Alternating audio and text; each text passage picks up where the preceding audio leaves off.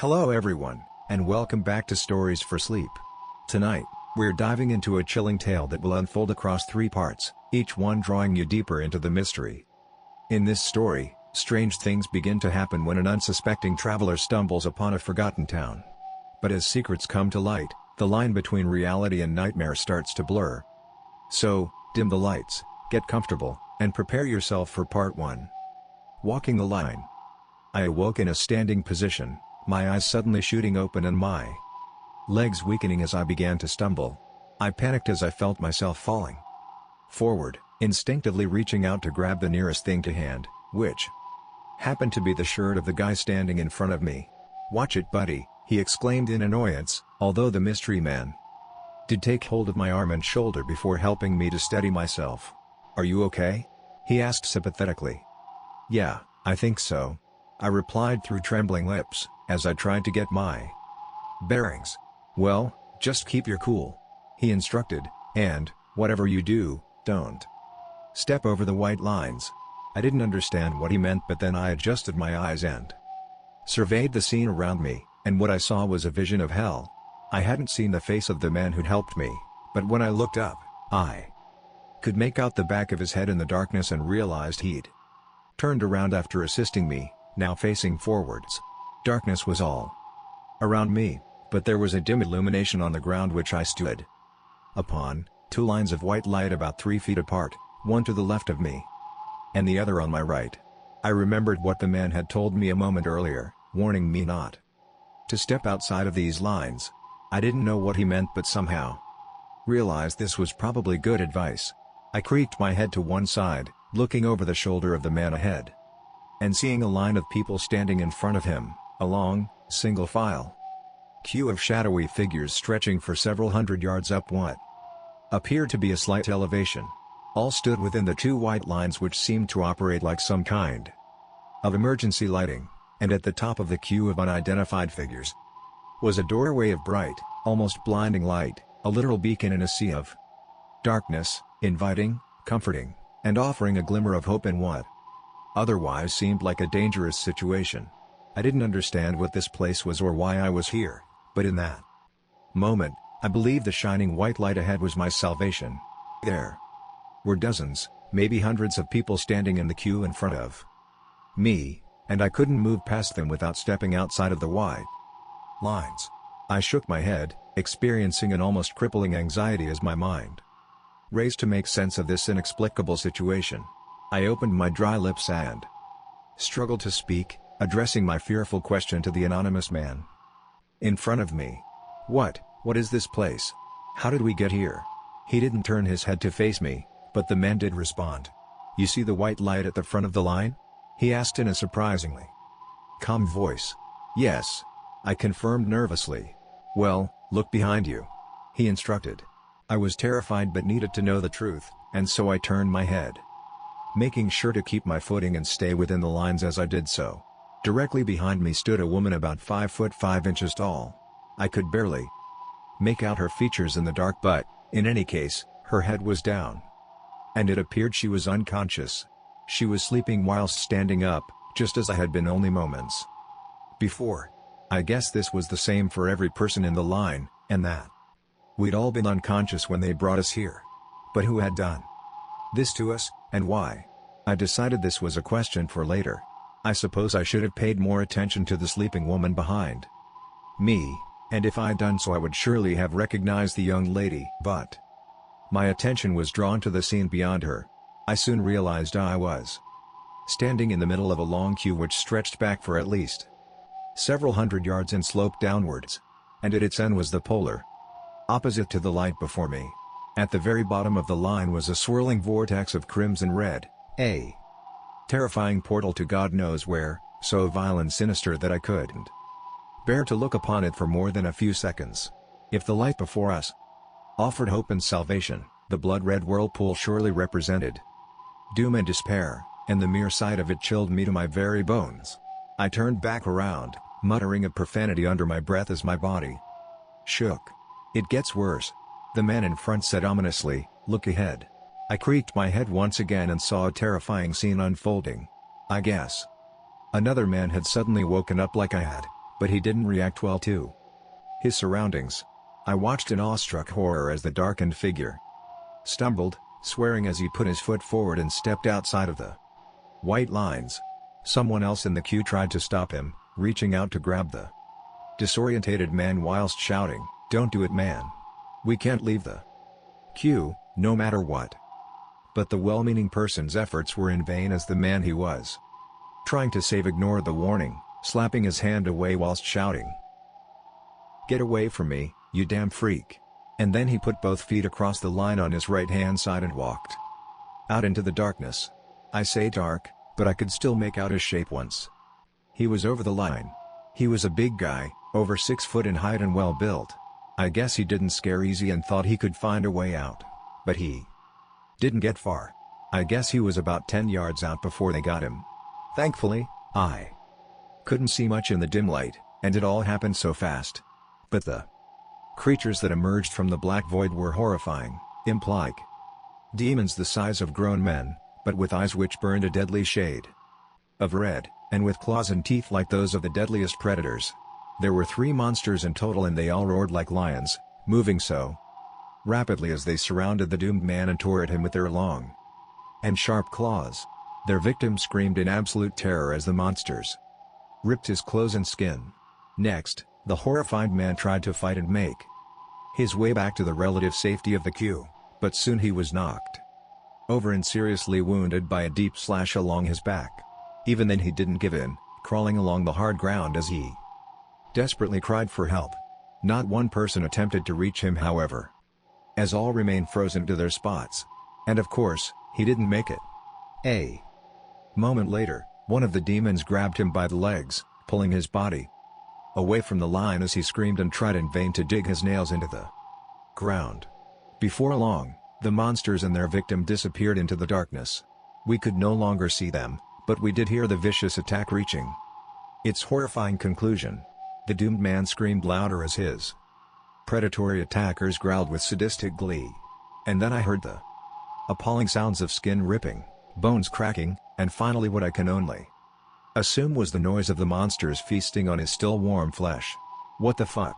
I swore aloud. I retched, feeling like I was going to be sick, but nothing came up. Panic soon spread along the entire line as people reacted to the vicious killing we'd all just witnessed.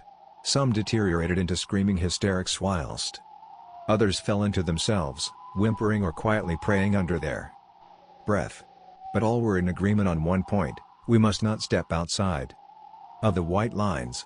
Stepping out of the queue meant certain death, while within the lines we were safe, for now at least. I shivered as I tried to come to terms with the extreme violence I'd just seen. It seemed like the temperature had suddenly dropped, or perhaps this was just my brain's perception. In any event, my mind was now racing, and I wanted to ask 100 questions at once. I noticed how the man in front of me had hardly reacted to the savage attack. It was like he'd expected it to happen. I also recalled how he'd helped me when I first woke up, but I was still to see his face, and even now he would not turn around.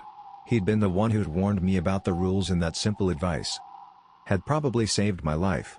Nevertheless, I had the distinct feeling that his faceless man knew more about our situation than he'd shared thus far, and so I was determined to ask him further questions. But before I got the chance, I was disturbed by a soft cry from behind me. I jumped in shock and turned around, almost accidentally putting my right foot over the line before I stopped myself. Once I'd turned, I saw the woman behind me slowly falling, and I reached out to catch her, taking hold of her slender body and helping her back up to her feet. I felt a familiarity as I held her in my arms. Perhaps it was her scent, or maybe my muscle memory. But then she lifted her head and met my eye. And I almost jumped out of my skin once I saw her face. "Sally?" I said in astonishment, as if my eyes were deceiving me. "Joshua?" she answered weakly, as she opened her eyes and slowly adjusted to our new environment. I saw her dark hair tied back in a bun, her soft skin and expressive green eyes, and knew it was indeed her. And Sally's presence in this hellish realm brought the terror I felt to a whole new level. I held on to Sally's body as she regained her composure, and continued to do so until she was able to stand on her own 2 feet. And I was still thinking of what to say as I looked into her frightened eyes, and a flood of old emotions came back to me, some good, others bad. In the end, I could only repeat the crucial advice I'd been given, saying, "Don't step outside of the lines, Sally. Whatever you do, stay inside the lines." Sally looked up at me in confusion, and I was prepared for a stream of follow-up questions which I likely couldn't answer. But before we got the chance to speak, the man in front of me spoke, asking, "Do the two of you know each other?" Yeah. I answered without thinking. "Sally and I used to date." Interesting." The man replied without elaborating. He was still facing forward and so couldn't have seen Sally falling into my arms. He must have been reacting to the sound of our voices and eavesdropping on our conversation. Meanwhile, Sally adjusted to our terrifying situation, looking ahead at the line and back towards the vortex. Her reaction was much the same as mine, as I saw her face contort with horror and confusion. "Where are we?" she asked, looking to me for answers. "That's what I'm trying to find out," I replied, before turning back towards the man in front. "Hey buddy," I said, "you know our names, how about you tell us yours?" The man still refused to turn his head and he didn't speak for a long time. But finally, he did answer my question, saying, "You can call me Milo." "Okay," I replied hesitantly. The name rang a bell somewhere in the back of my mind, but I didn't dwell on it. "Well Milo, how about you tell us what the hell is going on?" I demanded. "What makes you think I know anything?" He replied cryptically. "I think you know more than you're letting on," I said. "You told me about the lines after all." "Fair enough," Milo admitted, "I know some things, but not everything." He paused before continuing. "You wake up in this queue, standing between the white lines.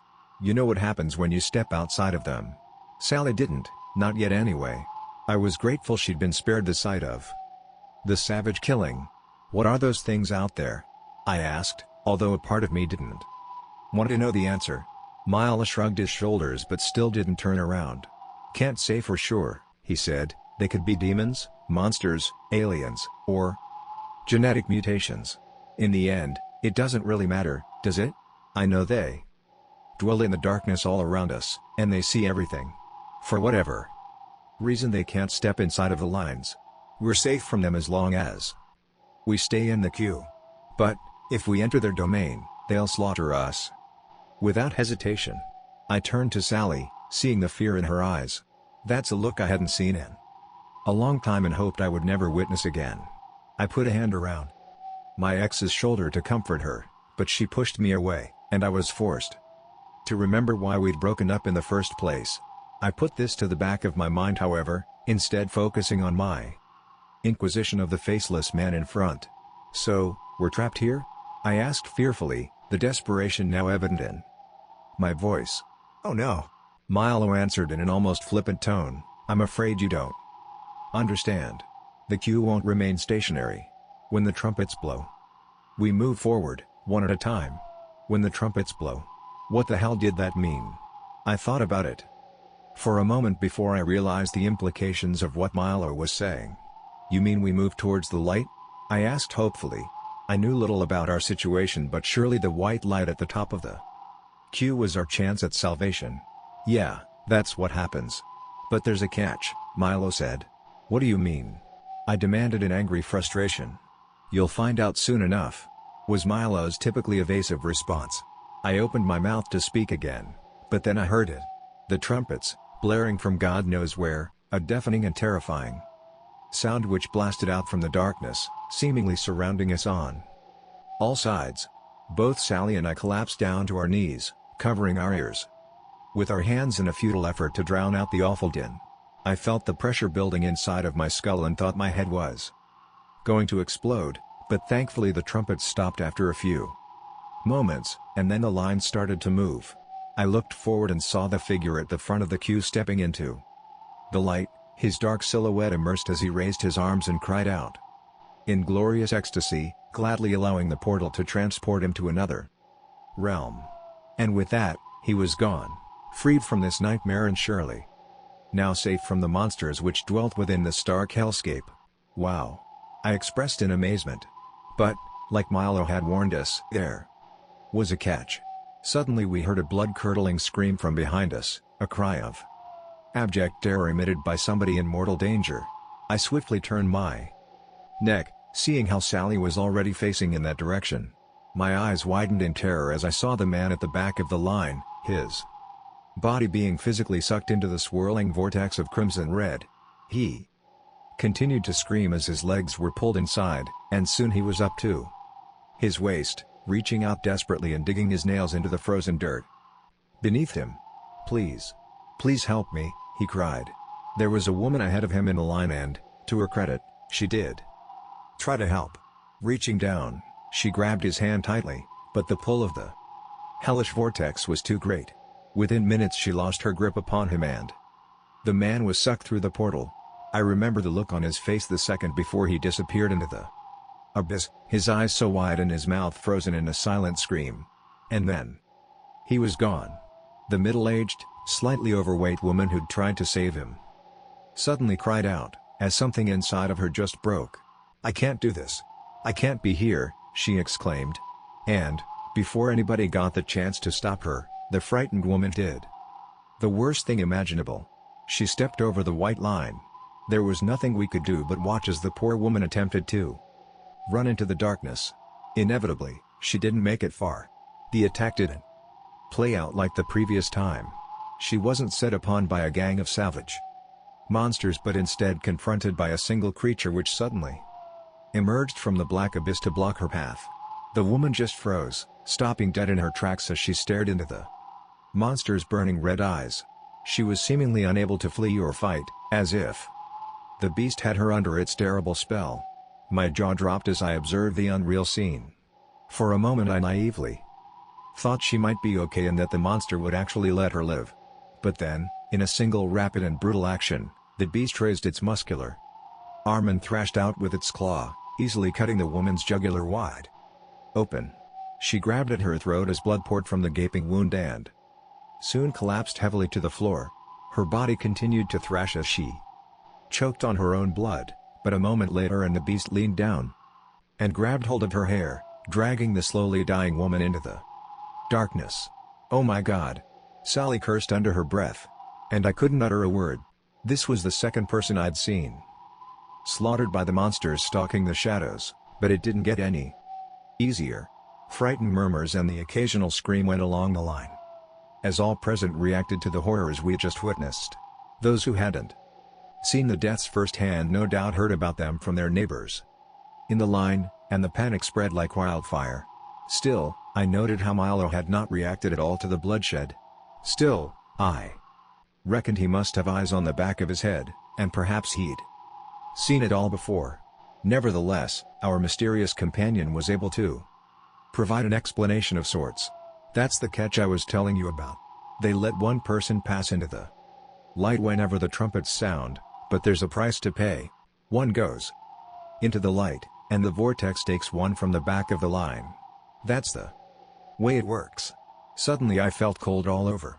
I was sure the temperature had dropped since I first regained consciousness, although this was the least of my worries as my exhausted brain attempted to process what Milo had just told us.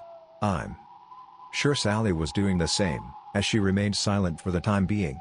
Although I could hear her clicking her tongue, a habit she did when nervous or stressed. I glanced ahead and behind me, once again confirming that we stood roughly in the middle of the long, single-file queue of people. If what Milo said was correct, one person would reach salvation at each trumpet blow, while one would simultaneously be sucked into oblivion, or whatever the hell lay on the far side of that damn portal. Assuming this twisted process continued, the line would gradually grow shorter as more people left this Shadowland, and in the end, we too would discover our fate. I felt a vile sickness in the pit of my stomach as my whole body shook. I didn't know what to say next, but it was Sally who broke the silence. "Hey Milo, that's your name, right?" she shouted over my shoulder. I saw Milo nodding in confirmation, but he still wouldn't turn to face us. "You know, you still haven't answered Joshua's question. You didn't tell us where we are and why we're here." Milo snorted before replying. "Like I said, I don't know everything. But I Guess I've been conscious to our situation for longer than the two of you. During that time, I've come up with a couple of theories. Like what? Sally demanded. I could tell she was becoming increasingly impatient. We'd been split up for 2 years at this point and hadn't spoken in nearly as long. But seeing her again in this dangerous and terrifying situation made me realize I still had feelings for her. Milo eventually replied in a matter-of-fact tone, with no emotion evident in his voice as he spoke. Well, one possibility is that we've been kidnapped or abducted by some malicious person or persons. What's the last thing you remember before waking up here? I tried to think, realizing there was an unexplained gap in my memory.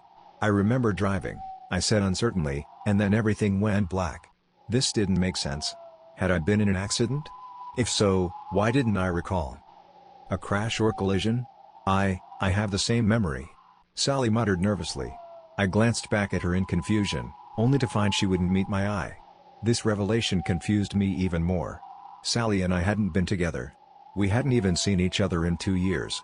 What were the odds of us both being involved in car accidents at the exact same time?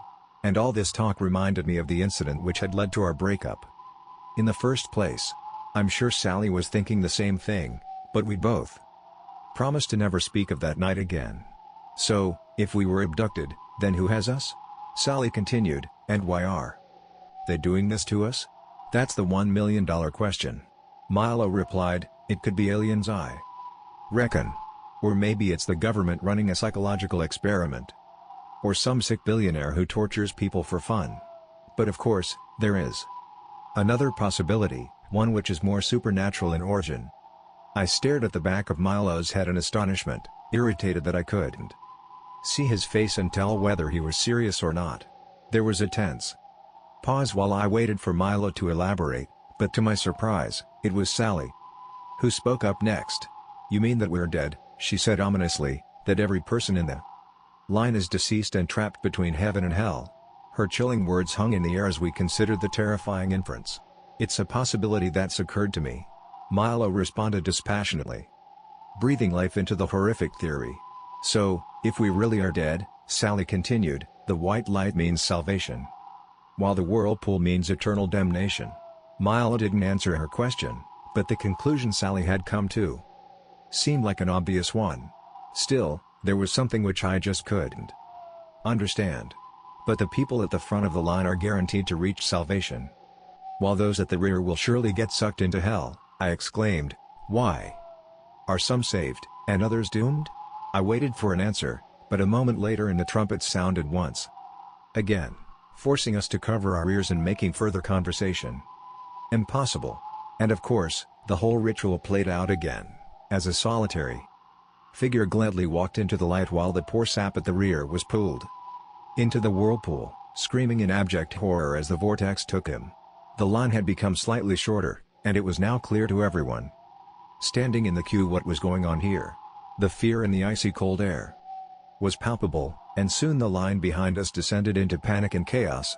I heard shouts and screams, looking back over my shoulder to see violent scuffles breaking out, as desperate souls tried to fight their way forward and put as much distance as possible between themselves and the vortex. The results were tragically inevitable. The white lines were only 3 feet apart at most. If people had been more cooperative, they could have slipped past one another and reorganized the line in a sensible manner. But nobody wanted to be left at the back of the queue when the dust settled, and so fights broke out, desperate struggles, which resulted in several people being thrown over the lines on either side. And of course, the monsters were there waiting. A dozen or more demons emerged from the shadows, roaring with fury as their red eyes burned with an intense hunger. The scene which followed was worse than anything we'd seen thus far, as ravenous monsters greedily tore into their near-helpless victims with claws and teeth. I couldn't bear to watch and so turned around, but I could still hear the screams and the awful sounds of ripping and tearing. Thankfully, the massacre soon ended. I guess that those at the back of the queue realized it was futile to try to fight their way forward, and so they stayed within the lines where the demons couldn't reach them.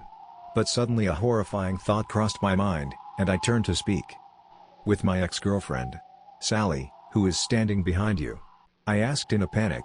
It's okay, She replied, "There's a woman behind me, but she hasn't woken up yet.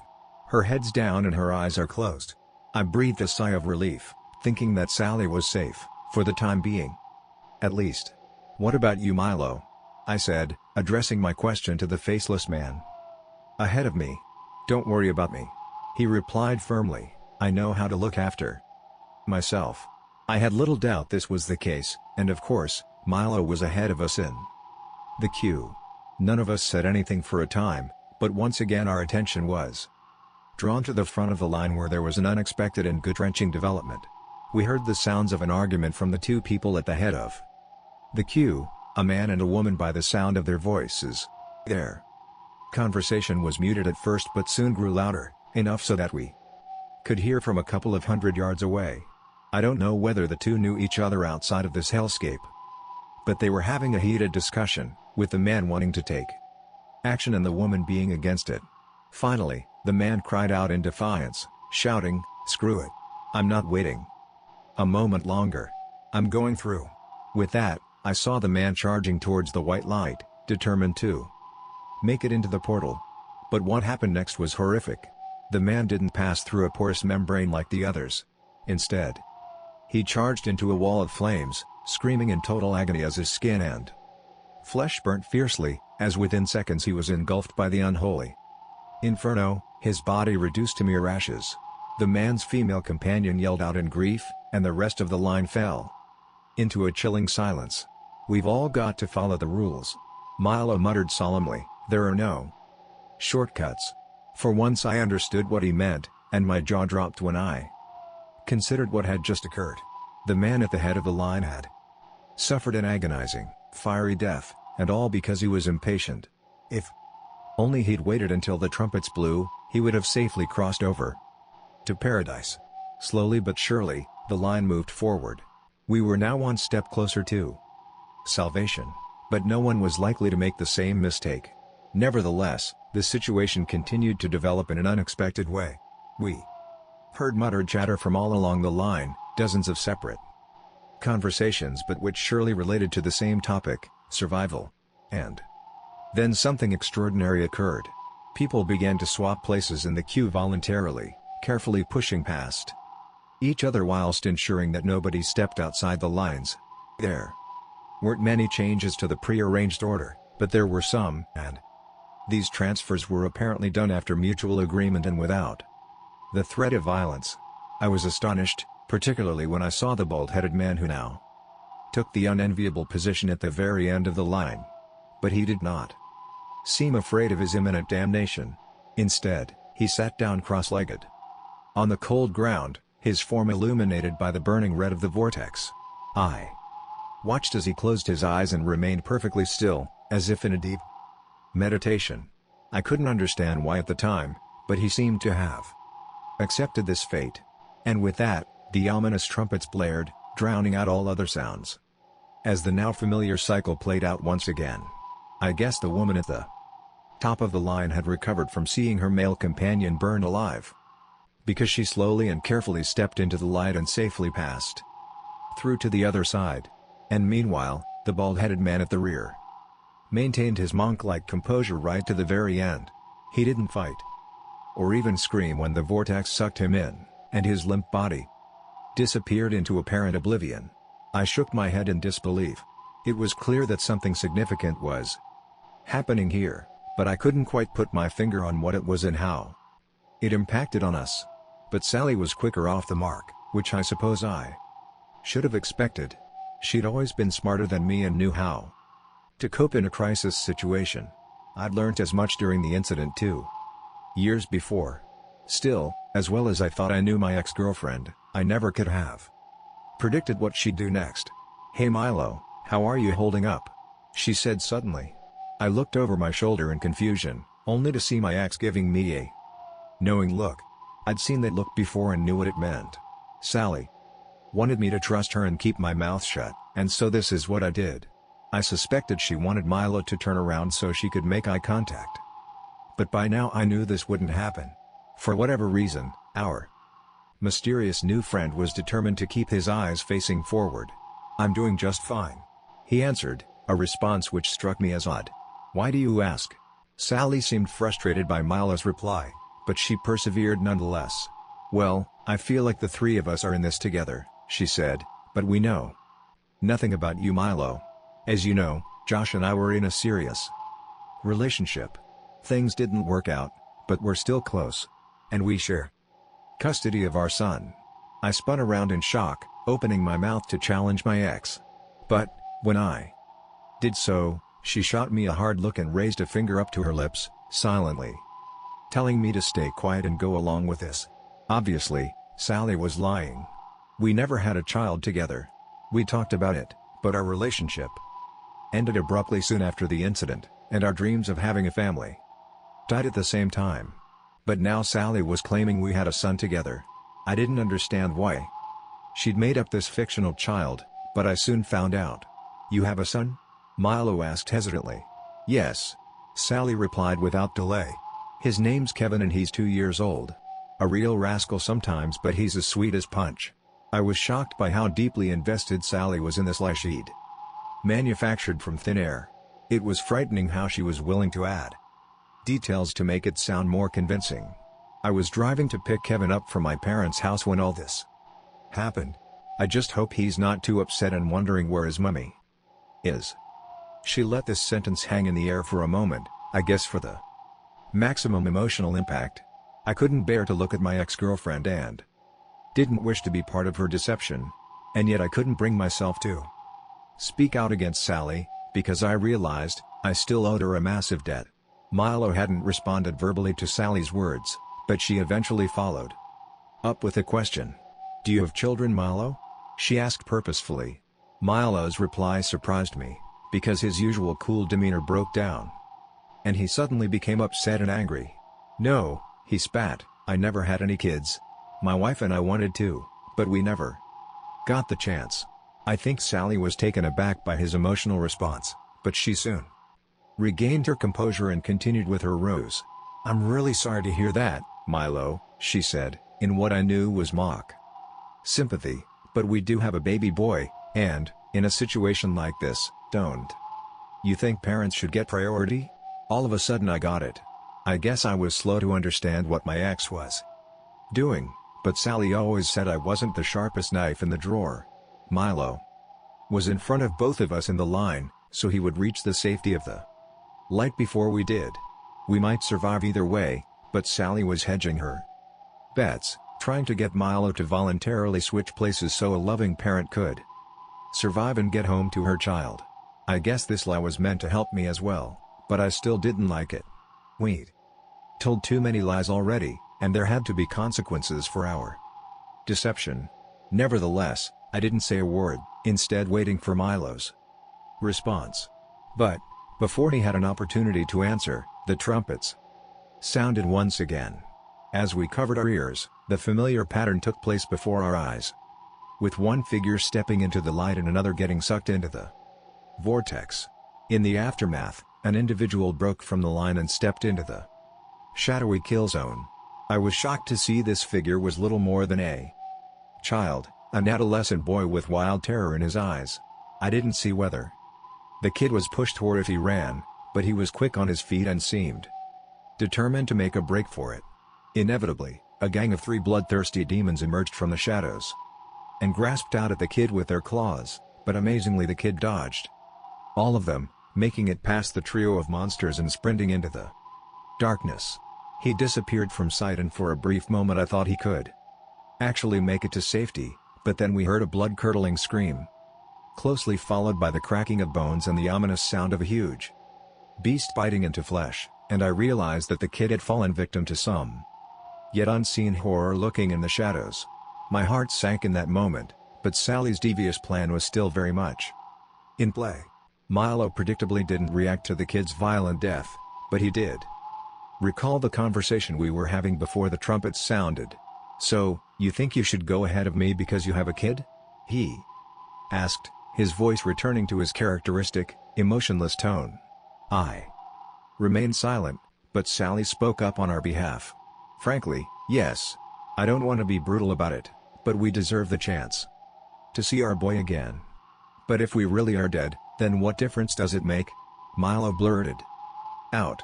I had to admit that he had a good point here. I didn't know how Sally would respond to this direct question which poked a massive hole in her story, but of course she had a pre-prepared argument. But we don't know that we're dead. Not for sure. If we have been abducted, then reaching the light could bring us home. And besides, even if we have passed away, don't you think two loving parents deserve to go to heaven? I didn't know how Milo would react to this loaded question, but I certainly didn't expect what happened next. Because suddenly Milo began to laugh. Quietly at first but growing ever louder. But his laughter wasn't one of mirth. Instead, it was filled with bitterness and scorn. I turned around to look upon Sally, only to find she was as baffled as I was. We had no choice but to wait until Milo finished his mad cackling and opened his mouth to speak, his voice now filled with passionate anger. You really don't know who I am, do you? I hoped there would be some recognition, some remorse, but now I realize this is beyond you both. I shook my head in confusion, feeling like there was something I should have picked up on, but sadly I remained oblivious. I'm sorry Milo, I don't understand, I said nervously. You don't huh? Milo spat back, well, maybe it's about time you saw my face. And with that, he slowly began to turn around for the first time. I stood there in nervous anticipation, my entire body trembling because I suspected what we'd see would not be pleasant. And when his face was illuminated, I recoiled in horror as my most painful memory came back to punch me in the gut. Milo's face was in actual fact a grotesque death mask, his dead eyes bulging, and his forehead caked in dried blood. His skin looked like leather. And when he opened his crusty lips, green water poured from his mouth and nostrils. I heard Sally scream behind me, and I was about to follow suit. But, in that moment, the trumpets sounded, louder than ever this time. I fell to my knees and buried my head in my hands, but the almighty din was too intense. I felt like my head was about to explode, and then I found myself drifting out of consciousness, as suddenly my whole world went black. And then I was in another place and time, thrust back to a point in my life which I had tried my hardest to forget. Sally and I were in my car, driving along a lonely country road late at night. We were coming home from a party and were in high spirits. We'd both been drinking. I was driving unsurely over the limit, but I'd made this journey a dozen times before and thought it would be fine. I remember the two of us laughing over a shared joke. I glanced over to the passenger's seat, looking into Sally's mischievous eyes and feeling so much love for her in that moment, but I should have kept my eyes on the road because I didn't see the pedestrian until it was too late. A sudden panic overtook me as I slammed my foot on the brakes, but I hit the man head-on, horrified as his broken body was thrown up onto the hood before it smashed against the windscreen. I brought the car to a stop as the body fell heavily to the ground, and I sat frozen, still gripping a tight hold of the steering wheel and in a state of shock. Slowly, I turned to look at Sally and saw an expression of sheer horror etched across her face. "Joshua, what have you done?" she whispered. And I didn't have an answer. After some time, we exited the vehicle and went to see to my victim. What we found was a bloody mess of a man, a human body broken almost beyond recognition. We were both sure he was dead. Sally and I stood there under the headlights on the side of the abandoned road, looking down at the corpse of the young man I'd just run over. And then I really started to panic. "Sally, what the fuck am I going to do?" I exclaimed. "I've killed a man. They'll send me to prison for this." "That's not going to happen," Sally answered firmly, her eyes narrowing as she took control of the situation. "There are no witnesses. Nobody saw what happened." She paused briefly, letting those words sink in. "The lake is only 5 miles from here. We can make him disappear." I glared at her in shock and disbelief, disgusted by the suggestion. But of course, I went along with her plan. I didn't wish to face the consequences of my actions, and so I conspired with my girlfriend to cover up the crime. With some difficulty we lifted the body and loaded it into the trunk of my car. I vividly recall seeing the man's grotesque death mask, his dead eyes looking upwards into the night sky as we slammed the trunk shut and sealed him inside. We drove to the lake, exiting the car at the top of a disused jetty after releasing the handbrake, watching in solemn silence as the vehicle rolled downwards and disappeared under the water's surface. Sally and I made the long walk home that night, barely speaking a word as the seriousness of our crime hit home. We reported the car stolen the next morning, Sally giving the report to a disinterested police officer who didn't ask too many questions. A few days later, we heard a missing person report on the news, a young man who had been walking at night and never made it home. In the days and weeks which followed, I lived in a state of constant anxiety, forever fearing a knock on the door. But the cops never made the connection and didn't find the body. I guess it was about 2 months later when Sally and I were watching TV at home, and suddenly there was a press conference featuring a teary-eyed woman giving a statement with a photograph of the missing man framed behind her. She pleaded for anyone with information to come forward and wept as she begged for her husband to come home. And the missing man's name was Milo. Suddenly my ears were filled with the sound of trumpets, and I was brought back to the dark hellscape, except the circumstances had changed. During my absence, the first thing I noticed, before I even opened my eyes, was the overbearing heat.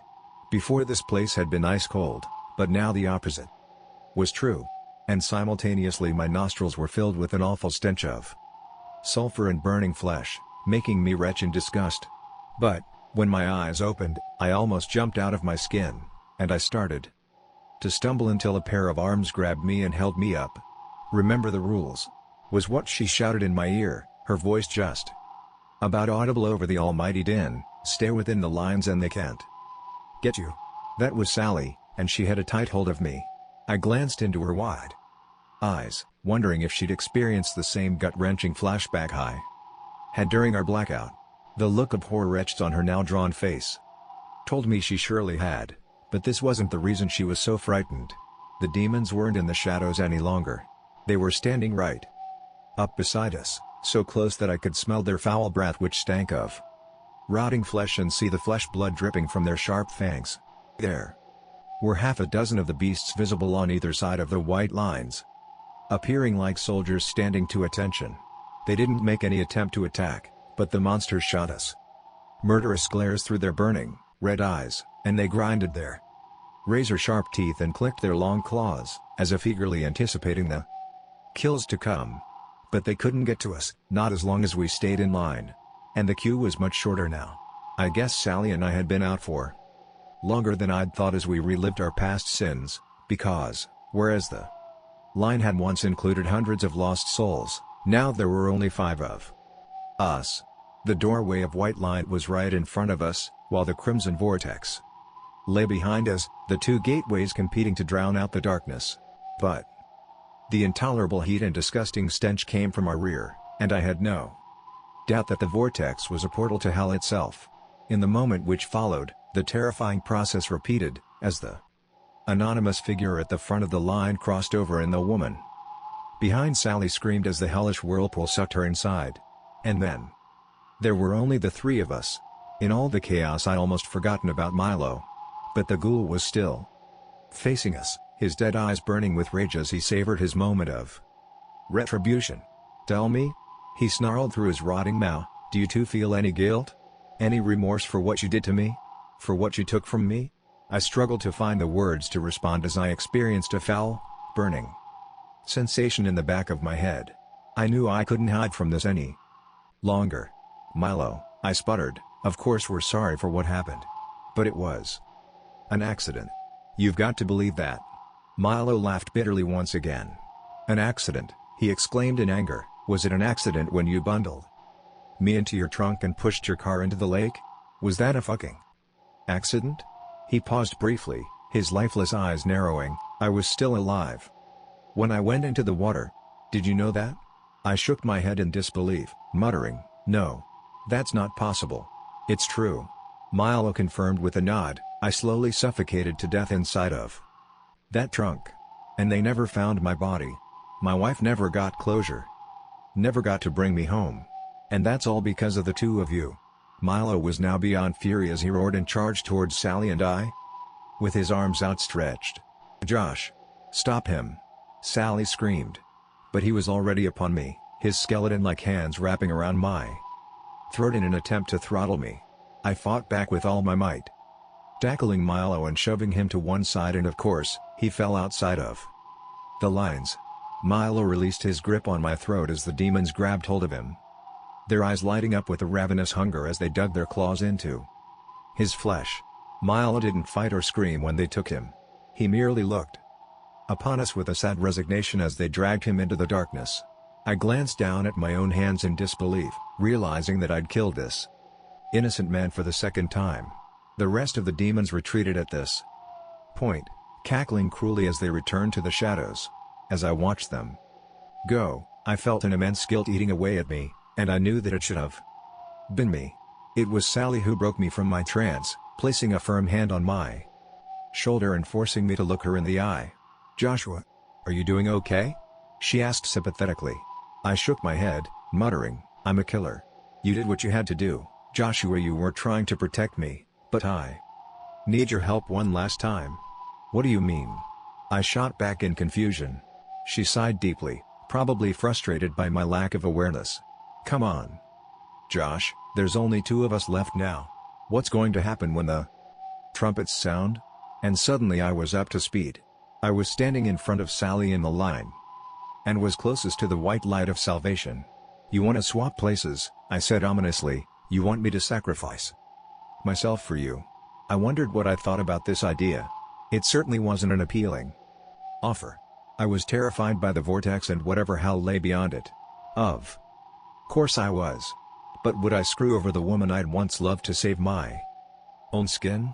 It had never crossed my mind that it would come to this, but I think Sally had always envisaged this outcome.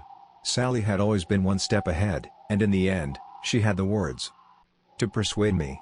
My ex held my hand tighter, tears in her eyes as her tone became increasingly emotional.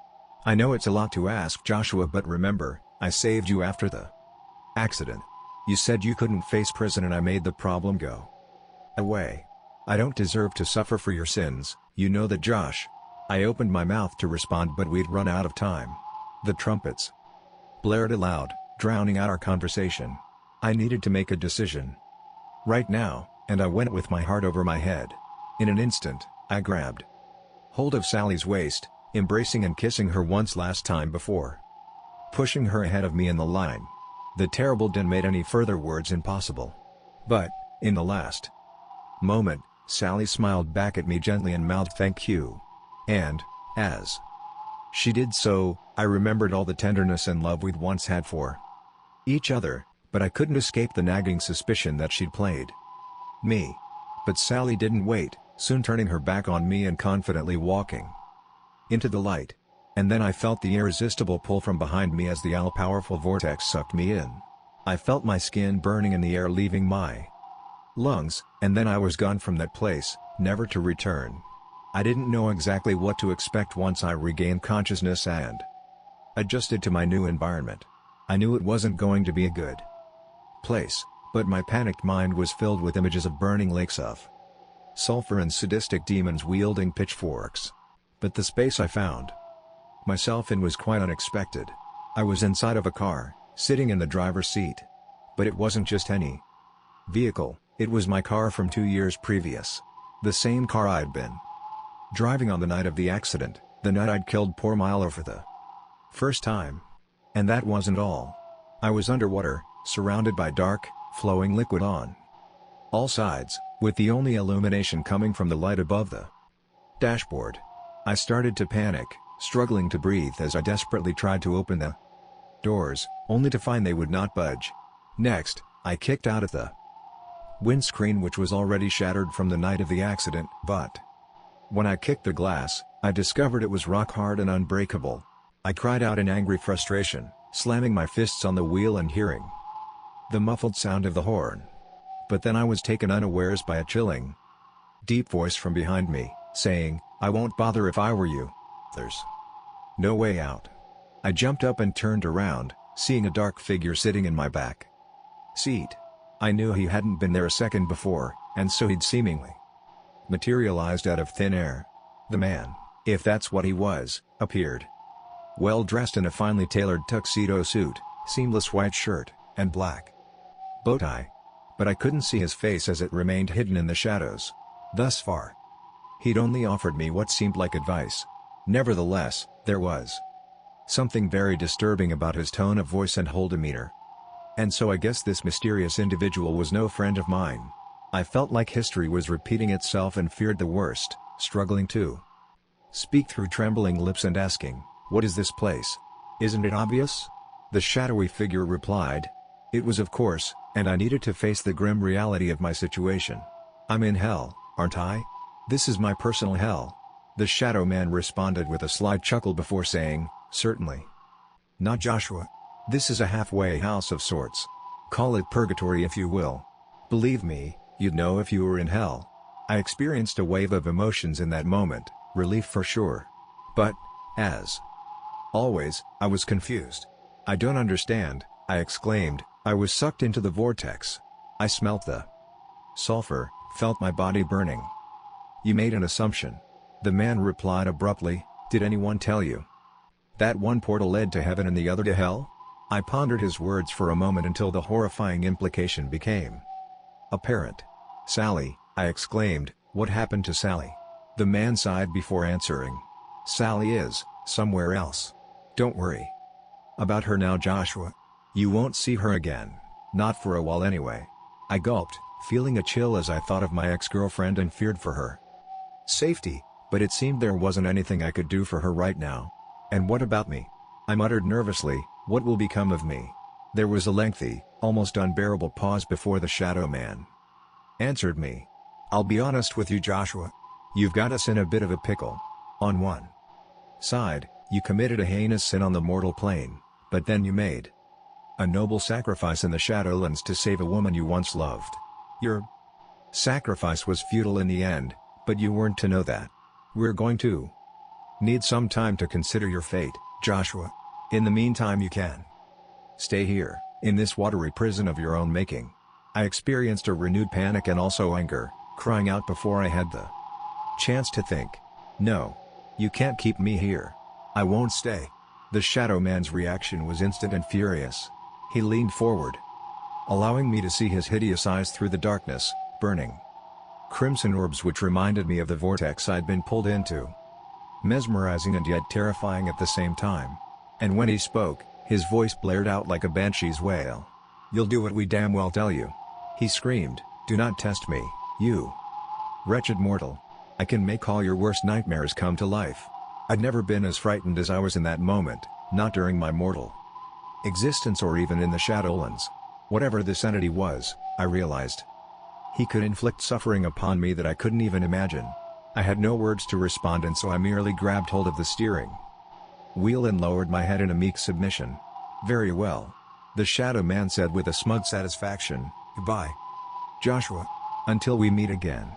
I nervously glanced up into the rearview mirror and saw the entity melting away into the leather seat, and then I was alone.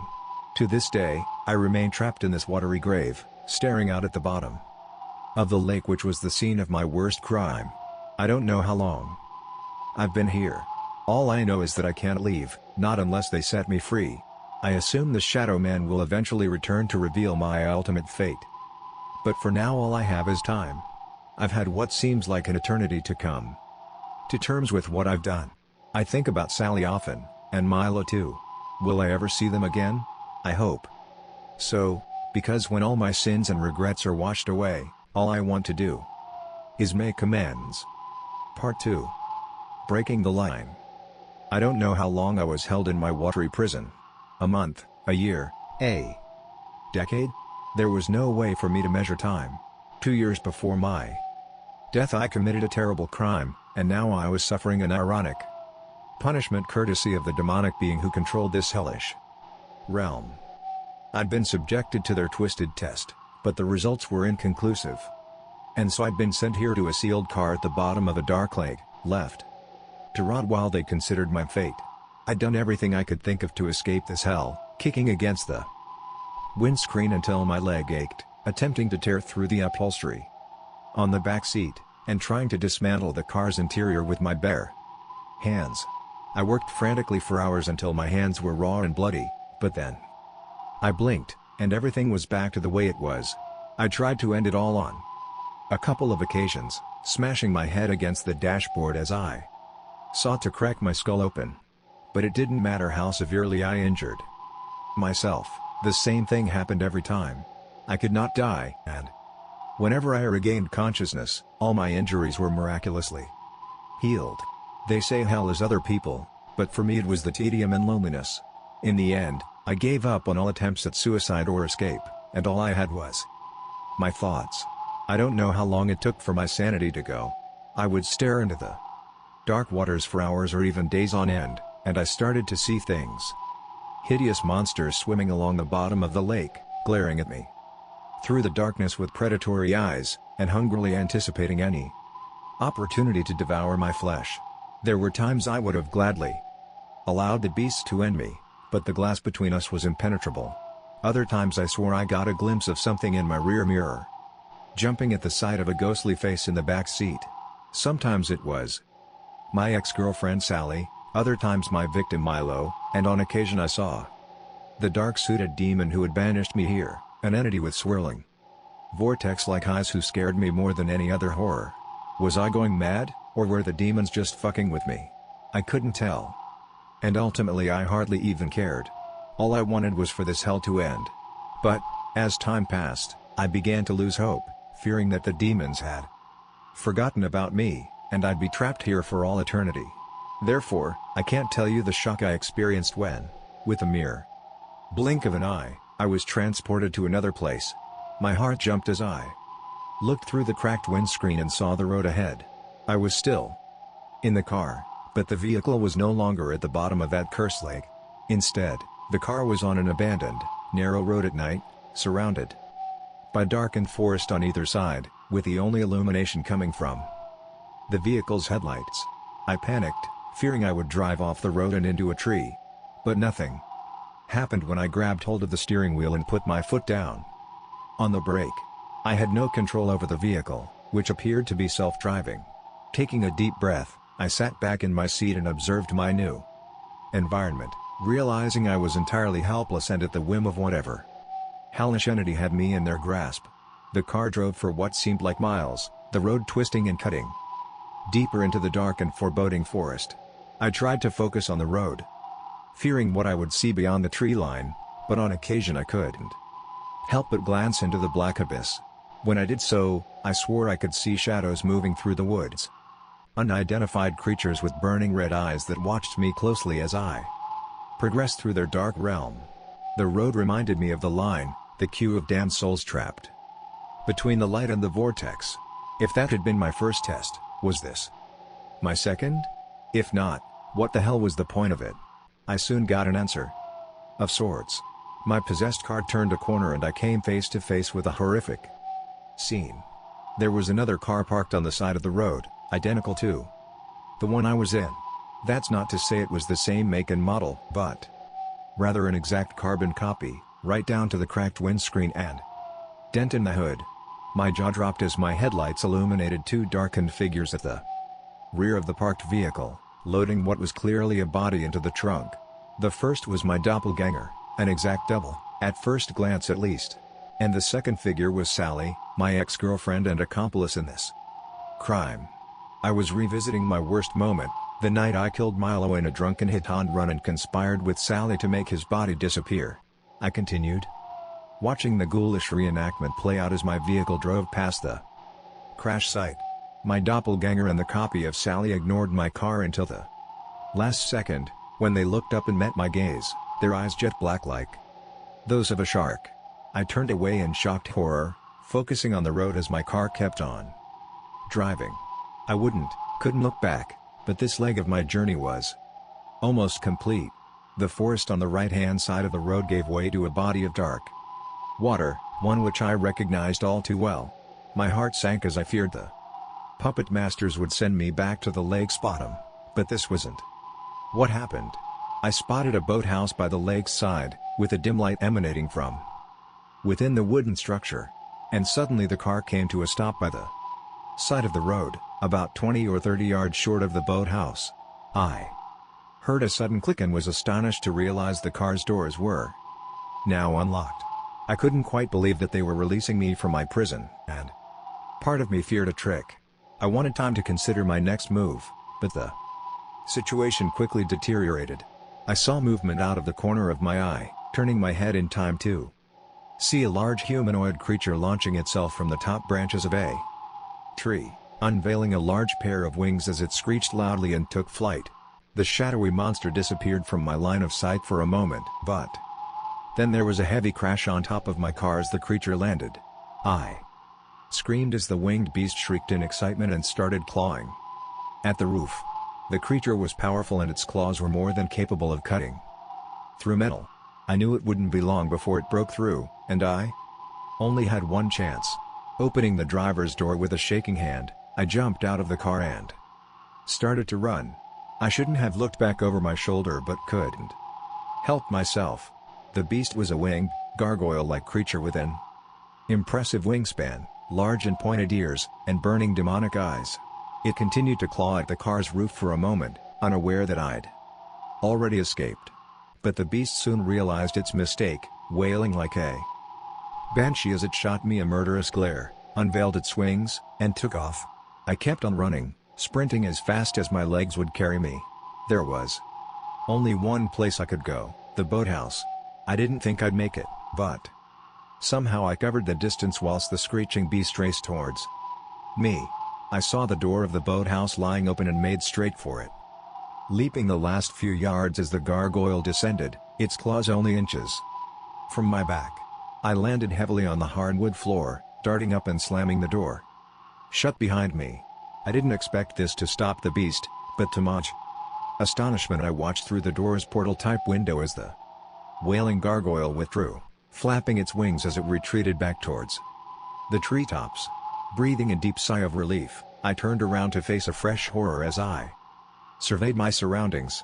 The interior of the boathouse took the form of a rundown dive bar, complete with sawdust on the floor and the stench of split alcohol and something much fouler. It was dark and dilapidated inside of the bar, and this certainly wasn't the type of venue I would have frequented during my drinking days. Nevertheless, the unpleasant interior of the barroom didn't concern me, at least not as much as the terrifying and familiar figure standing behind the bar.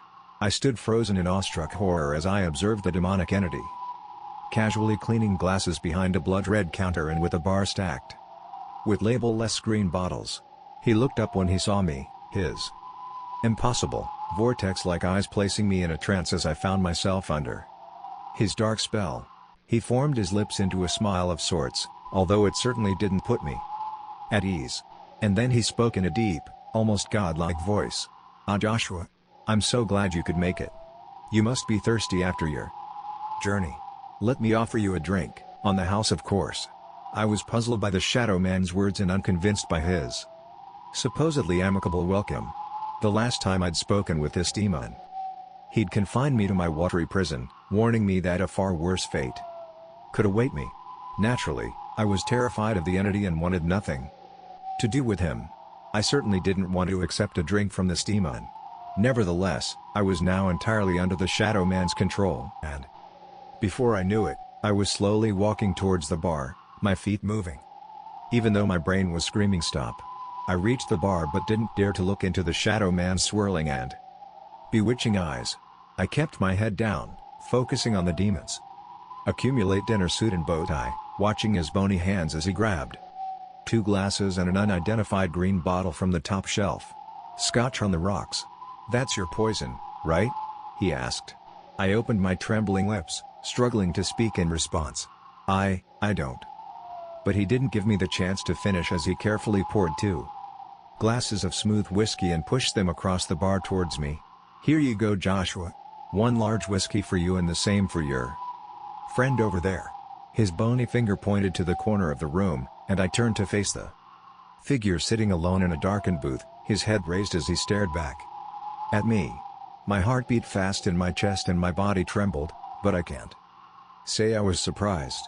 The dark eyes glaring towards me belonged to Milo, the man I'd killed 2 years ago before conspiring with Sally to dispose of his body. The last time I saw him, Milo was being dragged into the Shadowlands by a gang of bloodthirsty demons. I felt sure they would rip him to shreds, but Yet here he was, sitting in the bar room and apparently waiting for me. I hesitated for a long moment as we locked eyes. I didn't want to go to Milo, but I couldn't run away from this. I'd done this man a great wrong. And now I needed to make amends, or at least attempt to do so. I took a deep breath, putting my head down as I walked across the sawdust covered floor, my hands shaking as I struggled to keep hold of the two glasses. As I got closer I could see Milo's mangled face, his forehead still covered in dried blood as it had been the last time I saw him. When Milo previously confronted us in the line, he'd attempted to throttle Sally and me in a mad fit of rage. I wondered whether he still desired revenge against me. I couldn't blame Milo if he did, but there was no way of predicting the ghoul's intentions from his cold, emotionless eyes. I stood over the table for a long moment, meeting his gaze and resisting the urge to recoil in disgust at his gruesome injuries. The tension was almost unbearable and I found myself unable to speak. In the end, it was Milo who broke the silence, as he said, "Take a seat." "Joshua." He pointed to the wooden bench on the opposite side of the table. I hesitated for only a second before sitting down and placing the two glasses on the table. Milo nodded his head before using his twisted right hand to awkwardly pick up his glass and hold it aloft. "Now then Joshua, how about taking a drink with me?" My jaw dropped as I looked down at the glass before me, feeling sick as I smelt the strong brown liquor contained within it. I glanced up at Milo's dead eyes, shaking my head vigorously as I sputtered out my response. I don't drink Milo. I gave up after." "What?" Milo interjected impatiently. "You gave up the booze after killing me while drink driving? Well, that hardly matters now, does it?"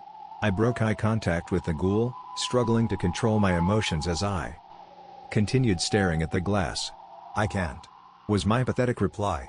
"I'm afraid I must insist, Joshua," answered Milo, as his tone suddenly turned hostile. I looked up and saw his pale and emaciated face screwed up with anger. I knew from previous experience how quickly Milo could lose his temper and so submitted to his wishes, grasping my glass with a shaking hand and raising it up to meet that of my unlikely companion. "Cheers!" Milo exclaimed more amicably as he clinked his glass against mine. I watched as he downed his drink in one, pouring it down the gaping black hole that was his mouth. I paused for a second before following suit, coughing as the hard liquor forced its way down my throat. But then something extraordinary occurred. I felt a raw energy flowing through my veins, a burst of adrenaline which cut through my dread and gave me a renewed confidence and hope. And then I looked across the table and saw Milo transformed. He was no longer a mangled, walking corpse. Instead, Milo was restored to his former self, the young, vibrant man he'd been before the accident and his untimely death. I was astonished and once again left speechless, but Milo simply smiled and shot me a wink as he said, "I think it's high time we had a heart-to-heart. Don't you, Josh?" I nodded my head vigorously as tears welled up in my eyes. "I really am so sorry, Milo," I whimpered emotionally. I knew how inadequate my apology was, but Milo's reaction surprised me. "I know you're sorry, Joshua, but we're past that now," he sighed deeply, staring longingly at his now empty glass before continuing, "I'm guessing you have a lot of questions, and you're not going to get any answers from him." He nodded over to the shadow man who continued to wipe down glasses behind the bar, apparently disinterested in our conversation. "You know what's happening here, Milo?" I asked, feeling an unsettling sense of déjà vu as I did so. "I believe I have the answers you need," he answered cryptically. He let that statement hang in the air for a moment. Meanwhile, I felt like my brain was on fire. I had so many questions it was difficult to know where to start, so I returned to the events of our last meeting. "I saw you die," I muttered nervously. "The demons took you." Milo shot me a sly half-smile before replying, "I was already dead. Remember? The demons can hurt us. They can rip you to pieces, but you always come back. You pass out from the pain and when you regain consciousness you're right back where you started. That's the true hell, Joshua, to know there's no peace, no final release from all the pain and the fear."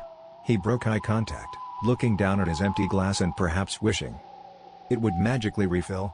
His words chilled me, but I reckon Milo must be telling the truth. Still, there was so much I didn't understand. "The line," I said firmly. "I thought it was about salvation, about who makes it to paradise and who gets dragged to hell. But it wasn't that simple, was it?" Milo raised his head, appearing thoughtful for a moment as he looked over at the bar. There was a lengthy pause before he eventually replied. "It wasn't about salvation, but rather redemption. The purpose was to test us, to see how we'd react when backed against a wall." He turned to face me, a fiery intensity in his eyes as he spoke to me in a serious tone. "You've got to understand something, Joshua. The three of us are tied together. Ever since you ran me down that night, our fates have been intertwined. We three were tested in the line, and we all fell short." I shook my head in confusion. Perhaps I'm not the brightest, but none of this made any sense to me. "I can understand why Sally and I were punished," I exclaimed, "but why you, Milo? You were the wronged party." "True," Milo answered with a nod, "but my test was forgiveness, and I failed completely. I let hatred and a desire for revenge pollute my soul, and for that I'm sorry." I looked into his dark eyes with astonishment, not believing what I'd just heard. Milo was sorry for not forgiving me? I reckoned he had good cause to bear a grudge, but I guess that's not how it works in the afterlife. But still, I clearly wasn't the good guy in this story, and I had wronged Milo not once, but twice. I failed in the line. I admitted, I should have made amends, but instead I threw you to the demons. Milo sighed deeply before replying, swallowing an old bitterness that he was trying hard to put behind him. "Yes, you failed on that score. But you did what was necessary to save Sally. You sacrificed yourself for her. That's the only reason you're not in hell right now." An ice-cold chill ran through me as I realized how close I'd come to eternal damnation. But this left me with an obvious question. "What about Sally?" I asked sheepishly. "Where is she?"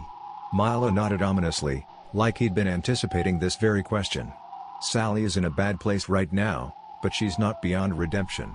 We can help her." Correction, we must help her. I thought Milo was joking, but when I looked him in the eye, I saw he was deadly serious. But why would Milo want to help Sally? She was my ex-girlfriend, the woman I'd once loved with all my heart. But my feelings towards her now were complicated.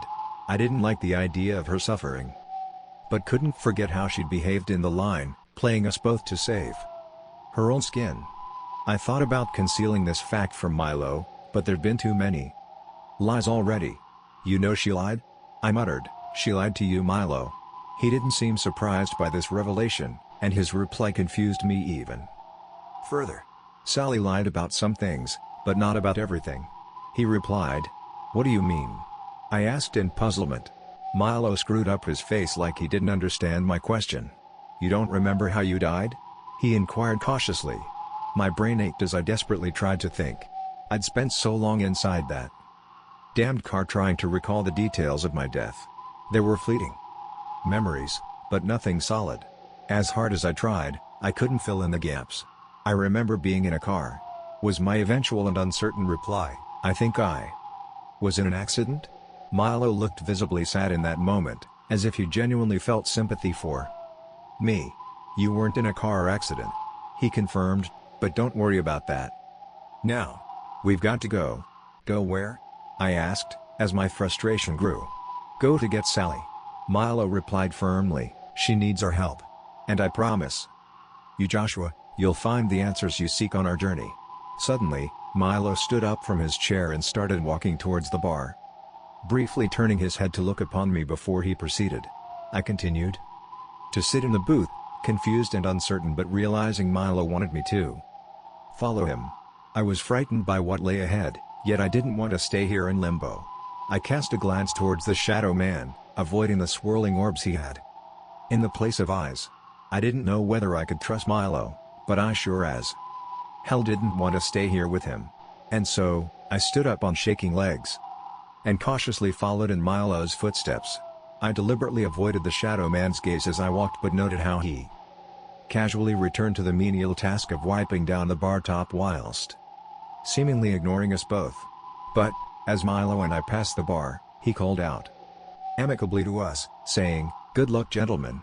Milo made for the back exit behind the bar, placing his fingers on the door handle before turning his head to face me, his expression still deadly serious as he delivered a stern warning. "Just remember one thing, Joshua. We have a specific mission, and we can't get distracted. We are both tied to Sally, and she's the one we're going into save. We will encounter other lost souls during our odyssey, just like we did in the line. But we can't save them. They're all fighting their own battles. And will find their own way in the end. Understand?" I nodded my head, even though I didn't fully comprehend the rules. I didn't know what lay ahead of me but had little choice but to follow Milo's lead. We exited through the solid oak door and were instantly hit by a stifling heat and a heavy rain which fell upon our heads. It was still nighttime, but the vast body of water before us was dimly illuminated by the pale moonlight. But what drew my attention was the substantial island which sat to our north, upon which was built a medieval castle with high defensive walls and a round tower easily 100 feet in height. I stared at that distant tower for a long moment, focusing on a dim light in a high-up window. I can't quite describe my feelings as I looked upon that burning light. I'd been in many tough spots and witnessed many horrors. But I sensed there was an absolute evil inside of that tower, a monstrosity beyond my meager imagination. And it was watching us. I don't know how I knew this, but somehow I did. This dark entity was closely monitoring our progress through its realm, and it surely didn't welcome our presence here. I stood frozen under the biting rain, unable to divert my gaze from the ominous tower. I was conscious of a far-off storm which appeared to be heading in our direction, with distant thunder and flashes of lightning assaulting my senses. All my instincts told me to turn and run, but Milo gave me strength, grabbing my arm firmly and forcing me to look him in the eye. "We need to get to the island," he said firmly. "We've got to do this, for Sally." "For Sally," I repeated uncertainly, as I looked away from the horizon and followed my unlikely ally down the slope leading to the lakeside. I saw a jetty leading out into the dark water. It appeared all too familiar. But I tried not to dwell on this. At the end of the dock was a small rowboat, piloted by a dark figure clad from head to toe in black robes, his face hidden by a hood which covered his head. Milo walked down the jetty and towards the waiting boat, but naturally I hesitated, glaring suspiciously at the hooded figure as I questioned his intentions. Milo turned to face me, visually sighing as he noted my hesitation. "Come on, man," he exclaimed, raising his voice to be heard over the downpour. "This is the only way to cross the water." I took a deep breath before proceeding. We took our places on board the small boat, and I tried my hardest not to look at the hooded pilot as we cast off. I dreaded to imagine what he had hidden underneath his hood. I don't know how the boat propelled itself. We weren't rowing and there was no visible engine, but yet we moved steadily across the dark lake, slowly getting closer to the cursed isle. The lake's surface was bombarded by raindrops, but otherwise the water was still, at least at first. I looked down at the dark water and saw the first ripples. As yet unidentified creatures began to rise from the depths. I gasped when I saw the first of them, a rotting corpse, somehow still living despite the skin and flesh falling from its body. The zombie-like creature stank to high heaven, its dead eyes full of rage and hunger as it focused upon our boat and furiously swam towards us. I feared what the ghoul would do to us, but a moment later, a second corpse broke through to the surface, promptly attacking the first. Soon, the two zombies were tearing at each other with their bare hands and nails, roaring like wild animals and slowly dismembering each other until the rotting remains sank beneath the surface. This scene was soon replicated across the lake and on all sides of our little boat, as dozens of moaning zombies emerged and violently fought against each other, ripping bodies to shreds and filling the lake with blood. A few managed to fight their way through the scrum of bodies, desperately approaching our boat with their arms outstretched. But our hooded pilot soon saw them off, hissing like a cat and scaring the dead, forcing them back underneath the water. After a while I no longer feared the zombies. Instead, I pitied them. But I remembered Milo's words. We couldn't help these people and had to focus on our mission. Thankfully, we soon navigated through the Lake of the Dead, although our Situation certainly didn't improve once we reached the island. The pilot would not land on the shore, and so we were forced to wade through the shallows to get to the beach. I didn't look back as the boat left us behind. We climbed the steep, muddy slope up from the beach, climbing to the top, where we witnessed the monstrous castle in all its terrible glory. The high and thick walls were surrounded by a defensive moat, with a drawbridge allowing us to cross. The heavy gates lay open, but the castle was far from undefended. I looked up to the top of the walls, horrified to see winged monsters perched on the turrets, glaring down at us with a murderous intent in their red, glowing eyes. I recognized the beasts, noting their close resemblance to the monster who'd attacked me in the forest. Except now there were many of them, 13 at my quick count, all watching us closely as we advanced towards the drawbridge. As always, I followed Milo's lead, but I sensed that he too was scared. Noting how his body trembled as he avoided looking at the gargoyles, we reached the drawbridge and began walking across, our boots thumping on wooden planks as we struggled not to slip on the soaking wet surface. I made the mistake of looking down into the deep moat. In the dark waters below, I saw snapping beasts, trapped predators who surely sensed our presence above them, no doubt hoping Milo and I would slip and fall so they could feast upon our warm flesh. But the unidentified monsters at the bottom of the moat weren't our primary concern. We were halfway across the bridge when we heard a terrifying screeching from above us. I fearfully glanced up in time to see several of the gargoyles taking off from the castle walls, extending their wings as they soared down towards us, their razor-sharp claws extended and their red eyes burning with a predatory zeal. "Run!" Milo screamed, as his cool demeanor broke down. I didn't need to be told twice, as I sprinted towards the castle's gate with Milo by my side, but I didn't think we'd make it. The lead gargoyle was only a few feet above me, wailing like a banshee as it prepared to dig its claws into my back. But suddenly I saw a projectile flying through the air, turning to watch as the bolt hit the winged monster in its right leg. The gargoyle shrieked in pain, abandoning its attack as it retreated, flying upwards and back to the safety of the battlements above. A moment later, and a second bolt was fired, striking another monster and penetrating its pale flesh. Before long, all the gargoyles were retreating, aborting their assault under fire. I turned my head, looking back across the moat to see our savior. The figure illuminated by the moonlight was instantly recognizable, even though he had taken on a different form. The vortex-like orbs he had instead of eyes were a dead giveaway. It was the Shadow Man, except now he'd traded his tuxedo for a suit of armor, and his bar rag for a crossbow. He nodded at me as he lowered his weapon, and I nodded back in thanks, although in truth I was very confused. For so long I'd believed this entity was my enemy, committed to punishing me for my sins. But now he'd saved us both. I looked to Milo and I guess he read my mind, because he promptly offered me an explanation. He offers us protection, but it has its limits. We are permitted entry to the castle but will need to work quickly. If we can't save Sally in time, all three of us will be trapped here forever. I stared at Milo in astonishment. How could he have kept this from me? What else did he know that he wasn't telling me? I was angry and scared, but also filled with a fiery determination. It's difficult to explain, but for so long my existence had been empty and without purpose. But now I had a mission, a chance at redemption. I was beginning to understand what Milo meant. I felt it deep inside of me, realizing that the three of us were tied together in death. We had to find Sally and bring her home. It was our only chance to avoid eternal damnation. We entered the gates without further incident, the wounded gargoyles cackling in annoyance as they watched us from the battlements. Once again, Milo led the way as we negotiated a series of narrow, twisting alleyways and advanced further into the castle's interior. My companion knew the way, and so I assumed he'd been here before. But Milo was clearly far from comfortable in this environment, his cool composure now gone as he frantically darted from shadow to shadow in an apparent attempt to remain unseen.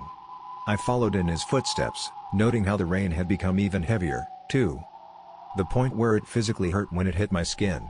The storm was closer now too, with the din of thunder near deafening and the lightning temporarily illuminating the tight alleyways before they returned to darkness. I occasionally glanced upwards at the foreboding tower which dominated the skyline, but I couldn't bear to look upon it for long. I could only hope that the evil which dwelled within was incapable of leaving. But the intensity of the weather and urgency of Milo's actions were concerning to say the least. But, before long, we emerged into an avenue at the foot of the tower and witnessed a horrifying scene. As the rain poured down, a line of lost souls trudged grimly through the puddles. Clad in soaked rags, their feet were bare, and bodies emaciated. All their heads were down and not one of the damned souls spoke or even acknowledged our presence in their hell. There was an obvious difference between this line and the one I'd previously experienced. All of the souls were moving constantly, albeit slowly. But they were literally going nowhere. The damned slowly walked the cobblestones on one side of the street before reaching the end of the cul-de-sac, at which point they turned around and walked down the other side, turning again before repeating the process. They were walking in a circle and seemed to have been doing so for a long time. The waterlogged, cobblestone street was surrounded on three sides by stone houses with open, glassless windows. And at the far end, dominating the entire avenue, was the round tower, home to God knows what. I shouldn't have done so, but I creaked my head upwards, looking to the flame burning on the top story of the tower. I only looked for a second but observed a dark figure staring down at me. Its appearance was little more than a shadow set against a burning torch, but the mere sight of this entity provoked a chilling, primal terror deep within me, a fear which paralyzed me until Milo shook me back to reality, forcing me to look away. "Don't fucking do that!" he screamed frantically, his eyes filled with something close to madness. "Don't look at it, not even for a moment." We joined the line, pushing in between two damned souls who did not object. But, as we passed by the row of stone houses, we bore witness to the true horror. Inside each small house, visible and exposed through the open windows, were blood-stained torture chambers filled with screaming, moaning victims. I saw naked bodies strung up by chains, strapped down to racks, and forced into iron maidens and other vile torture devices. And the torturers were foul demons, snarling, pale-skinned humanoids with hateful eyes and sharp claws that they gleefully used to slice into flesh and bone, cutting deep into their screaming victims without even a hint of mercy. I looked into the bloodshot eyes of the torture victims and saw nothing but pain, fear and madness. I thought about trying to help them but knew I couldn't. Milo had been clear on this. And so I looked away, trying in vain to ignore the screams and the awful sound of claws cutting through flesh. We joined the grim procession under the heavy rain as the thunderstorm closed in around us. We walked around in a circle for 5 times, my nerves on edge as I felt myself slip to the edge of madness. I wondered why the others continued this endless, pointless march, but then I discovered why. Suddenly, just in front of us, one of the damned collapsed, crying aloud as he dropped to his knees. "I can't take it anymore," he screamed whilst looking up into the storm clouds. But there was no mercy in this realm. The line was held up behind him, but not for long. I saw a burst of movement in the corner of my eye, turning in time to see a demon reaching out through the open window and grabbing hold of the man, digging its claws deep into his flesh. "No. Please God, no!" the victim screamed, but it was over quickly. The demon dragged the screaming man, pulling him through the window and into the torture chamber where he would surely join the other victims in eternal torment. Not a single soul in the line had attempted to save him. In fact, the damned didn't even react to his abduction. They simply walked on as if nothing had happened, trudging through the puddles with their heads down. At this point, I saw this place for the hell it was. The first line I walked was terrifying and violent, but there was still hope in that realm. Rightly or wrongly, those trapped there believed they could escape and reach a better place. But there was no hope in this line. Here, the damned walked in circles for all eternity without any chance of escape. They did so because the alternative was even worse. Those who fell would be dragged from the line and tortured by demons lurking inside the stone houses, subjected to pain and terror until madness overcame them. My heart sank and I felt sick to my stomach. I now knew what this place was but didn't understand what we were doing here. I put my hand on Milo's shoulder, making him turn his head as I shouted in his ear. "What the hell is this? You said we were here for Sally." "We are?" Milo replied firmly, "Just wait." I was frustrated by yet another evasive answer but trusted in Milo. Nonetheless, it was on our 13th circle of the street that the door suddenly shot open. I saw the entrance at the far end of the avenue. Nothing how it was the only house on the street without windows, meaning we were unable to see whatever horrors occurred inside. I experienced a grim foreboding as we walked towards the dim candlelight coming from the tiny house. But on some level, I knew that my destiny lay on the other side of that door. Whatever horror was inside was something I needed to face. The room we entered seemed comfortable at first. I was relieved to find sanctuary from the deluge. The smell inside was musky but a vast improvement on the stinking corpses from the lake. The walls were bare, but there was an open fire burning in the corner, and I savored the warmth it provided. But what little comfort I felt was short-lived, because what we saw inside of that small room shook me to my very core. I spotted Milo staring blankly at the far corner of the room and slowly turned to face in that direction. My jaw dropped when I saw the woman sitting in a rocking chair, swinging back and forth whilst cradling a sobbing baby, not a newborn, but a toddler aged about 1 or 1.5. I recognized the young woman straight away. It was Sally, the girl I'd once loved. I called out her name, but she did not respond. I was like she didn't even know we were there. Sally's brunette hair was tied back in a ponytail. Her face was drawn and there were bags underneath her eyes. She looked exhausted, and yet her green eyes were full of joy and happiness as she comforted the child, singing a sweet lullaby as she gently rocked him back to sleep. I looked down at the baby boy in Sally's arms and something clicked in my brain, but I still couldn't quite put the pieces together. I was desperately trying to think, but then a heartbreaking tragedy unfolded in front of my eyes. In a matter of seconds, the toddler's face drained of all color. His skin turned pale and then gray, before his tiny body dissolved into ash, literally falling apart in Sally's arms. But the true horror was my ex-girlfriend's reaction, as Sally's world ended. She cried out the child's name as she collapsed to the floor. "Kevin. My baby boy. What have they done to you?" I saw the expression in her eyes turn from joy to devastation in a moment. And it was horrific. But what happened next was somehow even worse. In the blink of an eye, the previous scene was restored, as Kevin was brought back to life with Sally cradling him in her arms. She seemed to have no memory of the previous events, continuing to sing gently to the child whilst still ignoring the presence of Milo and me. But then the tragedy played out again, with Kevin disappearing into ash, whilst Sally cried out in pain. It was clear she was trapped in an eternal loop. This was her torture, to see the child under her care die in her arms, over and over again, until she was eventually driven mad with grief. This was Sally's hell. The terrible truth should have been obvious, but still my brain couldn't quite connect the dots. There was a heavy roar of thunder from outside the open door which made me jump. The storm was right on top of us now, with the dam barely able to stand, let alone walk under the heavy wind and rain. I don't understand. Why is this happening? I asked, whilst looking to Milo. My companion lost all patience at this point, grabbing me roughly by the shoulders and shaking me vigorously as he screamed in my face. "For fuck's sake, Joshua. We don't have time for this. Look at the child's face. Really look and you'll see the truth." I did so, focusing on the boy's deep blue eyes which were almost identical to my own. And then it finally clicked. A wave of emotions and memories came flooding back, and I remembered the painful truth.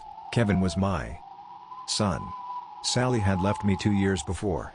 Our relationship couldn't survive the shared guilt over Milo's death. She'd moved to the other side of the country and broke off all contact. The breakup was devastating for me at the time, but I did try to move on with my life. But what I didn't know was that Sally was carrying my child, a son I would never meet. I now remembered the phone call I received from Sally's father one rainy afternoon. I could tell from the tone of his voice that it was bad news. Sally was dead, killed instantly when her car was hit at an intersection by a long-haul truck driver who'd fallen asleep at the wheel. She was killed instantly, as was Kevin, who was sitting on the child seat in the back. I attended the funeral, barely functioning as tears rolled down my cheeks. And I watched the two coffins being lowered into the ground, mother and son put to rest together. My grief was shared by Sally's parents, family and friends, but I also felt an unbearable guilt, because I knew that Sally and Kevin would still be alive if it wasn't for the terrible mistake I'd made 2 years before. My life spiraled out of control immediately after the funeral. I started drinking again in an attempt to dull the pain, but it wasn't enough. I was plagued by nightmares of the accident that night and of Sally and Kevin's terrifying final moments. I couldn't take it any longer. I did get into my car that night, but I didn't drive anywhere. My garage door was sealed shut when I turned on the engine, closing my eyes and allowing the toxic fumes to enter my lungs. I lost consciousness and slipped into eternal darkness, waking to find myself standing in the line, with almost no memory of the events which led to my death.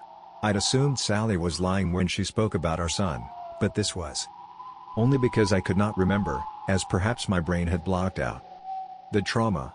Sally had changed some details, or perhaps her own memory was fuzzy. But now I could see her love for Kevin was genuine, and her grief at losing him was devastating. I was still trying to process this revelation when my attention was drawn to the outside. Suddenly, a powerful bolt of lightning struck the street directly outside. The bolt was so bright that it temporarily blinded me, and the impact shattered the cobblestones, breaking the ground wide open as a deep crevice emerged, quickly expanding in size as screaming souls fell inside, plummeting down into the darkness. The buildings on each side of the street began to collapse as the huge crack grew, coming ever closer to the house we occupied while swallowing up everything in its path. Milo grabbed my arm so tightly that it hurt, and he screamed in my ear, loud enough to be heard over the chaos. "It's now or never, Joshua. You need to get through to her. Do it now, or we're all fucked." I nodded my head, taking a deep breath as I turned to face my ex-girlfriend. Sally was oblivious to all the chaos occurring around her, continuing to rock and sing to Kevin even as the whole world collapsed down upon our heads. Sally should have been dealt with delicately, but there was no time for this. I grabbed her roughly by the shoulders, shaking her until she acknowledged my presence. She cried out, looking up whilst grasping a tighter hold of Kevin, pulling him closer to her bosom. She took a moment to recognize me, as my sudden appearance in her world was entirely unexpected. "Joshua," she muttered weakly. "Josh, is it really you?" I bit my lip, attempting to ignore the turmoil outside the door as I tried desperately to bring my ex back to reality. "Yes, Sally, it's me. Now listen." "Josh," she interjected, still oblivious to the situation developing around her. "I'm so sorry, Josh. I should have told you the truth. I thought I was doing the right thing, but I was wrong." She paused, looking down at the still crying toddler in her arms. "Josh, this is your son. Our beautiful baby boy." Masonry and debris were falling from the ceiling above me, and Milo was screaming in my ear. I had run out of time. "Sally," I cried, "that is not our son." She opened her mouth in dismay, replying angrily through trembling lips. "How dare you, Joshua? How dare you say that? Sally, we have a son, but that's not him. This is all a trick. You need to snap out of it, right fucking now. Fuck you," she swore, whilst tightening her grip on the baby. I'd reached the end of my tether and decided that direct action was required. It broke my heart, but there was no other choice. I reached out, grabbing at Kevin and pulling with all my strength. Sally reacted predictably, crying out as she desperately fought against me. "No. What are you doing? Let go," she exclaimed in dismay. But I couldn't do this. The struggle lasted for mere seconds, but it seemed like an eternity. Sally fought with all her strength, but I was able to pry the baby from her arms. Although her maternal screams brought a chill down my spine, I held Kevin in my arms for a brief moment before his skin went gray and his tiny body turned to ashes, slipping through my fingers and falling to the ground. This event finally woke Sally from her trance, her eyes widening as she surveyed her surroundings. "What the hell?" she exclaimed in confusion. "Where am I?" Then she looked to the doorway and her face froze with horror. "Oh my God!" she swore. I turned my head and saw what she meant. The street outside had now vanished, falling into the ever-expanding sinkhole which was swallowing up everything in its path. And the small room we occupied was collapsing around us, the ground shaking as we dodged huge slabs falling from the ceiling. I looked into Milo's eyes and saw nothing but blind terror. I'd completed the task assigned to me, but was it already too late? We all feared the worst as the storm raged and the earth cracked open. But suddenly I felt an intense heat on my back. Turning around, I saw a swirling vortex of blood red, identical to the one I'd been sucked into during my previous test. "Thank God," Milo exclaimed as he darted forward, leaping into the portal. Without a second's hesitation, I went to follow, knowing that whatever lay on the far side was surely better than here. But when I glanced across at Sally, I saw she was frozen to the spot, staring into the vortex with terror in her eyes. "I can't," she muttered fearfully, "I can't do this." "Yes, you can," I shot back whilst grabbing hold of her hand and shooting her a reassuring smile. "We'll go together." She smiled back at me, and then we were running hand in hand, entering the vortex seconds before the ground collapsed. And then, the darkness consumed us. We're in a different place now. Not heaven or hell, but another version of purgatory where we must remain until our sins are absolved. This prison takes the form of a run-down apartment block set in the middle of a dark, monster-ridden hellscape. We are sealed inside of the building, and so are reasonably safe. Sally, Milo and I are still bound together, forced to live on top of each other in this tiny flat. Our neighbors are a motley crew of bizarre individuals, all serving their own sentences for various sins committed in the mortal realm. The block warden is an odd man, helpful and friendly up to a point, although I sense a deep sadness in him and suspect he's on his own journey of redemption. This isn't a pleasant place to inhabit, and the three of us are often at each other's throats. But in a strange way, we three are like family now. And, as bad as this complex can be, we know there are far worse realms we could be sent to. The Shadow Man continues to oversee us, communicating very occasionally through a one-way telephone installed in our apartment. We know there's still time to be served and we're all willing to do so, if only because we have hope for the future. We may be dead, but we still have dreams. Milo is waiting for the wife he left behind, looking forward to their eventual reunion. As for Sally and me, our goal is to find our baby boy, to reach whatever level of the afterlife his innocent soul inhabits. When that day comes, we'll become the family we always should have been, and our past sins will be swept away.